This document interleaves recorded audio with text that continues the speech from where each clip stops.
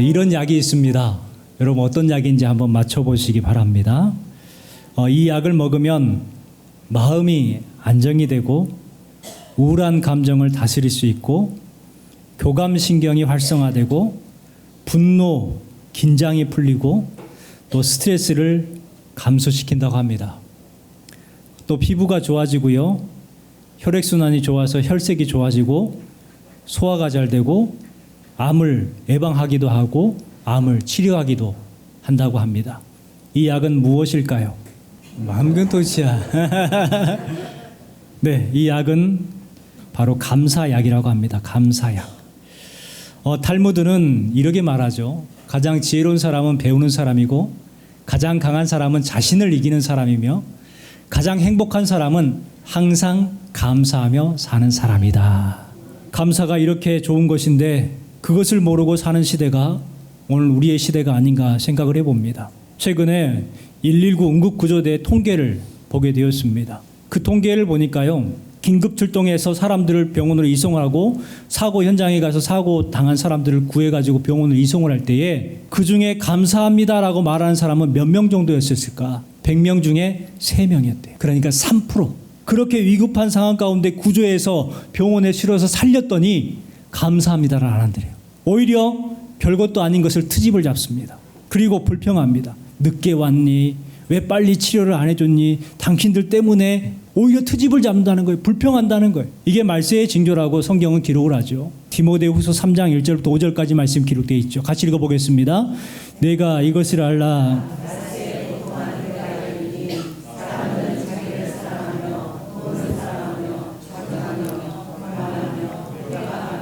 부요를 거역하며 감사치 아니하며 거룩하지 아니하며 무정하며 원통함을 풀지 아니하며 참소하며 절제하지 못하며 사나우며 선한 것을 좋아 아니하며 배반하여 팔며 조급하며 자고하고 쾌락 사랑하기를 하나님 사랑하는 것보다 더하며 경건의 모양은 있으나 경건의 능력은 부인한 자니 이 같은 자들에게서 내가 돌아서라. 주신 말씀에 뭐라고 그래요? 말세에 고통하는 때, 말세 때가 오는데 그때에 여러 가지 증상들이 있어요. 그중에 오늘 주신 말씀의 핵심이 뭐예요? 감사치 아니한다네. 감사치 아니한다. 현대 사람들을 보면은 감사를 모릅니다. 감사합니다라는 말은 해요. 그런데 마음에서 우러나는 감사가 아니에요. 반면에 불만은 가득하죠. 독일의 철학자 괴테는 이런 말을 남겼습니다. 이 세상에서 가장 쓸모없는 인간은 감사할 줄 모르는 인간이다. 불평은 불평을 낳고 원망은 원망을 낳지만 감사는 감사를 낳는다는 거예요. 여러분이 감사를 통하여서 감사의 열매가 풍성하기를 주님의 이름으로 축원합니다. 바울의 인생을 보면은 고생했고 수고로운 그러한 삶을 살았었습니다. 그 고생과 수고를 겪으면서도 바울은 뭐라고 고백을 하느냐? 감사를 고백하고 있죠. 고린도전서 15장 57절 말씀 읽어보겠습니다. 우리 주 예수 그리스도로 말미암아 우리에게 승리를 주시는 하나님께 감사하노라. 고린도후서 2장 14절 말씀 읽겠습니다. 항상 우리를 그리스도 안에서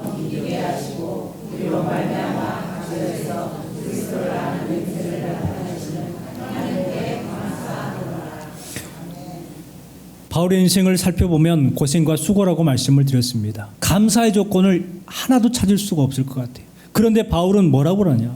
하나님께 감사하노라. 예수 그리스도로 말미암아 그 하나님께 감사하노라. 바울 사도는 물질이 많아서 감사한 게 아니었어요. 건강해서 감사한 게 아니에요. 일이 잘 풀려가지고 감사한 게 아니었어요. 단순히 예수님 때문에 감사했어요. 환난 중에도 주님을 찬양할 수 있었고 감옥에 갇혀서도 하나님께 감사할 수가 있었어요. 그랬더니 어떻게 됩니까? 그 감옥이 은혜의 장소로 바뀌는 거예요. 부흥의 장소로 바뀐 거예요. 감사가 이와 같은 능력이 있다는 것을 기억하시기 바랍니다. 오늘은 맥주 감사주일이죠. 맥주절을 지키라는 것, 이것은 하나님의 명령입니다. 왜 하나님께서 맥주절을 지켜라, 칠칠절을 지켜라 이렇게 말씀하셨을까? 단순히 보리를 수확했기 때문에 감사하다 이 고백으로 맥주 감사주의를 지키게 했을까요? 저는 아니라고 생각합니다. 전반기를 돌아보면서 감사를 회복하는 것, 그리고 후반기를 준비하는 절기가 바로 맥주 감사절이라고 생각을 합니다. 성경에 보면은 하나님의 명령은 그냥 하신 때가 없었어요. 이유가 있기 때문에 명령하셨어요. 그 이유가 뭘까? 그 명령을 행하게 하심을 통해서 복을 받게 하시기 위해서 명령하신 거예요. 신명기 30장 15절 16절 말씀 같이 한번 읽어보겠습니다. 보라, 내가 오늘 생명과 복과 사망과 화를 내 앞에 두었나니 곧 내가 오늘 내게 명령하여 내 하나님 여호와를 사랑하고 그의 명령과 규례와 법도를 지키라. 그리하면 내가 생존하며 번성할 것이요 여호와께서 내가 가서 차지할 땅에서 내게 복을 주실 것임이니라. 하나님께서는요, 우리에게 생명과 복 그리고 사망과 화를 앞에 두셨다는 거예요. 무엇을 받을 건가는 누가 책임지는 거예요? 우리가, 내가. 그래요. 생명과 복을 받을 것인가, 사망과 화를 받을 것인가, 내가 하는 거예요. 무엇을 지킬 때? 그의 명령과 규례와 법도를 지킬 때 우리는 생명과 복을 받게 되는 거예요. 명령과 규례와 법도를 지키면 우리를 생존하며 번성하게 하실 것이고 땅에서 복을 허락해 주실 것이다라고 분명하게 말씀하고 있습니다. 여러분, 우리는 그렇기 때문에 감사의 절기를 잘 지켜야 돼요. 그리고 그 감사 절기 때에 우리에게 주신 복을 헤아려 보아야 돼요. 얼마나 많은가. 찬송가 429장 한번 찬양해 볼까요? 세상 모든 풍파 너를 흔들어 약한 마음 낙심하게 될 때에 내려주신 복을 세어보아라. 주의 크신 복을 내가 알리라. 내려주신 복을 세어보아라. 주의 크신 복을 내가 알리라. 서양의 명언 가운데에 이런 명언이 있습니다. 세상에서 가장 어려운 수학 문제는 하나님이 내려주신 복을 계산하는 것이다. 요즘 컴퓨터 중에 양자 컴퓨터가 엄청난 컴퓨터잖아요. 그 양자 컴퓨터로서 계산이 안 되는 게 있어요. 그게 뭐냐면 하나님께서 우리에게 내려주신 복을 계산하는 거예요. 계산이 안 돼요. 계산이 안 돼요. 이 찬양이 있잖아요. 하늘을 두루마리 삼고 바다를 먹물 삼아도 한없는 하나님의 사랑 다 기록할 수 없겠네. 하나님의 크신 사랑 그 어찌 닿았을까. 저 하늘로 비싸도 채우지 못하리. 이 찬양 가사를 보세요. 하늘을 두루마리 삼고 바다를 먹물 삼아도 그 하나님의 크신 사랑을 어찌 다 쓰겠냐. 하늘 높이 쌓아도 채우지 못하게. 여러분, 이게 바로 계산할 수 없는 하나님의 은혜예요. 우리는 감사할 수밖에 없는 거예요. 이 맥주 감사절을 통해서 여러분의 삶 가운데에 감사가 회복되고 감사의 복을 경험하는 삶이 되시기를 주님의 이름으로 축원합니다. 그렇다면 우리가 어떻게 해 감사를 고백해야 되는가 한번 생각해 보는 시간이 되었으면 좋겠습니다. 가장 먼저는요, 맡겨주신 일을 감사로 해석할 때에 감사를 알게 됩니다. 우리 12절 말씀을 같이 읽어볼게요. 나를 능하게 하신 그리스도 예수 우리 주가 내가 감사함은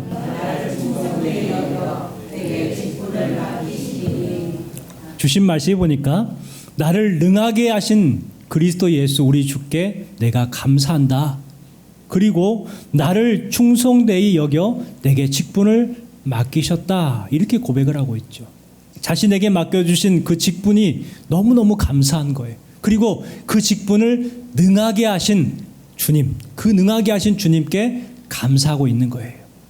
기업체나 어느 단체에서 사원을 모집할 때요, 조건이 있잖아요. 그 일을 맡기에 합당한 자격이 필요합니다. 세상에 보면은 경비를 뽑더라도 그 자격을 보는 거예요. 그런데 자격이 없는 사람을 뽑겠어요? 안 뽑잖아요. 그 자격이 충족돼야 합격시킵니다. 그런데요, 바울을 한번 생각해 보세요. 사실 하나님의 부르심을 받기에는 너무나 부족한 사람이 바울이었습니다. 사울이었죠. 아니 오히려 가장 합당하지 않은 사람이 바로 그 사람이었을 거예요. 그런데 하나님께서는 그를 받아주셨어요. 그리고 그의 부족함을 친히 채워주셨어요. 그리고 능한 자로, 능력을 행하는 사람으로 써주셨다는 거예요. 누가요? 하나님께서. 바울은 그것이 너무너무 감사하다는 거예요. 12절 처음에 뭐라고 해요? 나를 능하게 하신이라고 말해요. 능하게 하시는 뜻이 뭡니까? 내가 그 일을 행할 수 있게 하신 일이 감사하다는 거예요. 여러분이 능력과 지혜가 있어서 건강이 있어서 지금 여러분의 일을 하시는 것 같죠? 누가 하시게 하신 거예요? 하나님께서 능하게 하시는 거예요. 이것을 알고 우리는 감사해야 되는 거예요. 맡겨진 일과 맡겨진 사명을 이루게 하시고 행하게 하신 그 하나님 앞에 감사해야 되는 거예요. 우리 사도행전 19장 11절 12절 말씀 읽겠습니다. 하나님이 바울의 손으로 놀라운 능력을 행하게 하시니 앞치마를 가져다가 병든 사람에게 얹으면 그 병이 떠나고 악기도 나가더라. 사람들에게 놀라운 능력을 행하고 또 바울이 가지고 있었던 손수건이나 앞치마를 가져다가 병든 사람한테 올리면 그 병이 떠나고 귀신도 떠나간다는 거예요. 와, 대단하죠. 그런데 이걸 누가 했을까요? 바울이 했을까요? 아니에요. 말씀처럼 하나님이 바울의 손으로 놀라운 능력을 행하게 하시니라고 그렇게 기록하고 있어요. 우리의 손으로 하는 게 아니라, 우리의 능력으로 했던 것이 아니라 하나님이 그것을 능하게 하셨다는 거예요. 행하게 하셨다는 거예요. 나타나게 하셨다는 거예요. 생각해 보세요. 바울은 직분 때문에 어떻게 됐어요? 하나님께서 맡겨주신 그 사도직 때문에 바울은 가는 곳마다 힘들었어요. 매를 맞았고요. 살해 위협을 당했고요. 결혼도 포기해야 됐어요. 감옥에서는 무척이나 고생했어요. 사도 바울은 그 직분을 능하게 하신 하나님께 감사한다라고 고백을 하고 있어요. 대부분 사람들은 그런 직분을 받으면 불평하고 원망합니다. 그런데 바울은 달랐어요. 우리는 지금 주어진 직분에 바울처럼 감사로 해석하고 있는지 생각해 봐야 합니다. 교회에서 여러 가지 직분들을 맡았죠. 장로로, 집사로, 권사로, 또 교사, 구역의 또 목자로 여러 가지 직분을 받고 위원회도 구성하여서 진행하고 있습니다. 그 맡은 직분에 감사하고 있는가? 또 여러분 사회에서, 회사에서 지어진 직분들, 가정에서 주어진 그 직들을 감사하고 있는가? 참 저도 어려워요, 솔직히. 저도 그 감사를 하기가 어려워요. 하지만 감사해 보시기 바랍니다. 그러면요, 인생이 달라져요. 감사해 보시면 가정이 변화되기 시작해요. 감사하면 비로소 인생이 행복해져요. 감사를 해석하면 주신 말씀처럼 부유하게도 되고 행복해지기도 하고 건강해지기도 하고 평안해집니다. 여러분이 이와 같은 복을 온전하게 누리시기를 주님의 이름으로 축복합니다. 없는 것에 불평하지 말고 있는 것에 감사할 때에 비로소 감사를 할 수가 있어요. 우리 13절부터 15절까지 말씀 읽어보겠습니다. 내가 전에는 비방자요 박해자요 폭행자였으나 도리어 긍휼을 입은 것은 내가 믿지 아니할 때에 알지 못하는 행하였음이라. 우리 주의 은혜가 그리스도 예수 안에 있는 믿음과 사랑과 함께 넘치도록 풍성하였도다.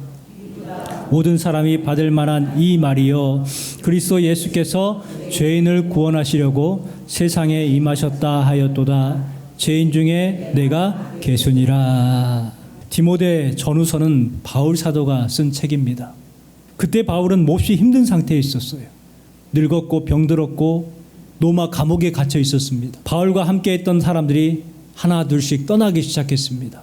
배신하는 사람도 있었고 오히려 해를 끼치는 사람도 생기게 되었죠. 그래서 디모데후서 4장 10절 말씀에 이런 말씀이 기록되어 있습니다.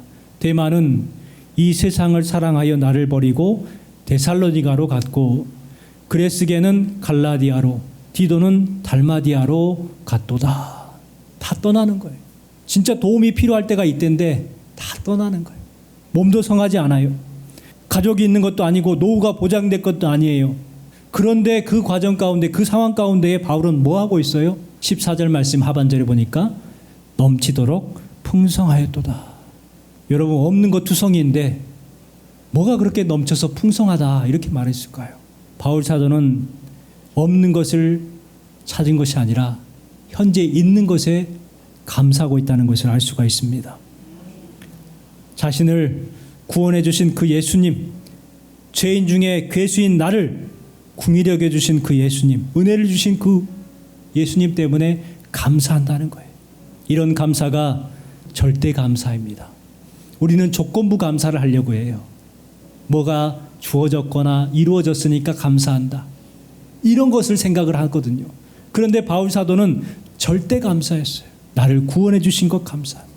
나를 긍휼히 여겨 주시고 오래 참으사 이 직분을 능하게 하시니 감사하다는 거예요. 성경에 보면은 범사에 감사라는 명령 33번이 기록이 되어 있습니다. 어떻게 범사에 감사할 수 있을까? 없는 것에 불평하지 말고 있는 것을 찾으면 감사하게 되어 있어요. 여러분, 예를 들어 볼까요? 여러분 살고 있는 집에 전기가 들어오죠. 그러면 여러분은 얼마나 행복한 사람인 줄 아세요? 20억만 명보다 행복한 사람이에요. 집에 수전을 틀면 물이 나오죠. 그러면 여러분은 몇 명보다 행복한 사람이에요? 10억만 명보다 행복한 사람이에요. 하루에 1,000원 이상으로 생활한다면 12억만 명보다 여러분 행복한 사람이고요. 하루에 한 끼 음식을 먹을 수 있다는 것은 8억만 명보다 행복한 사람이에요. 몸이 건강하고 이번 주는 내가 살 수 있겠다 하는 사람들은요, 오늘 내일 하고 있는 100만 명보다 행복한 사람이에요. 여러분, 감사가 풍성하시기를 주님의 이름으로 축원합니다. 하나님의 섭리를 기대하며 감사해야 합니다. 바울은 죄인 중에 괴수의 삶을 살고 있었습니다. 그런데도 주님은 바울을 버리지 않으셨습니다. 심판하지 않으셨고 긍휼히 여기셨습니다. 오래 참으셨습니다. 넘치는 은혜를 주셨어요. 성령 충만하게 하셨습니다. 그리고 복음의 사도로 세워주셨어요. 주님은 왜 그토록 흉악한 대적자 바울에게 오래 참으셨을까? 그 이유를 말합니다. 그 이유가 뭐라고 그래요? 본이라고 하죠. 본. 신학자 로버트스는 이런 말을 합니다. 바울은 예수께서 구원하시기 위하여 오신 바로 그 죄인들의 견본이다, 이 말을 합니다. 바울이 지금 그 말을 하고 있잖아요. 주님께서 오래 참으심으로 나를 그렇게 하신 것은 앞으로 예수님을 영접하고 구원받을 사람들의 뭐가 되게 하시려고? 본이 되게 하시려고. 바울은 그것에 너무 감사했어요. 바울 같은 사람도 구원을 받는데, 바울 같은 사람도 예수님 믿으면 구원받는데, 나도 예수님 믿어야지, 구원받아야지, 본이 되게 하시려고. 바울은 참 대단한 사람입니다. 바울만큼 하나님의 큰 은혜를 입은 사람이 또 어디 있겠습니까? 바울만큼 크게 쓰인 사람이 또 어디 있어요? 바울만큼 복음을 정확하게 이해하고 설명한 사람이 어디 있어요? 바울만큼 복음을 향해 뜨거운 열정을 가졌던 사람이 누가 있어요? 바울은 우리의 본이 되었어요. 이것이 하나님께서 바울을 세우신 이유라는 겁니다. 사도 바울만 그런 것이 아니라 저와 여러분도 마찬가지입니다. 우리에게 직분을 주시고 성도로서 거룩한 하나님의 백성의 삶을 살게 하신 것은 우리만 잘 먹고 잘 살게 하시는 것이 아니라 내 후대에게 본이 되게 하시려고 세우신 거예요. 그러니 지금 현재 당하는 어려움이 있지만, 힘들지만 최선을 다해서 믿음으로 살아내는 것이 우리의 사명이라는 거예요. 여러분, 우리의 사명이요, 저기 가서 어떤 어려운 나라에 가서 복음을 전하는 것, 선교하는 것도 귀한 사명이 될 수 있지만, 진정 사명은요, 우리 가정에서 내 자녀들에게 본이 되는 게 진짜 사명이에요.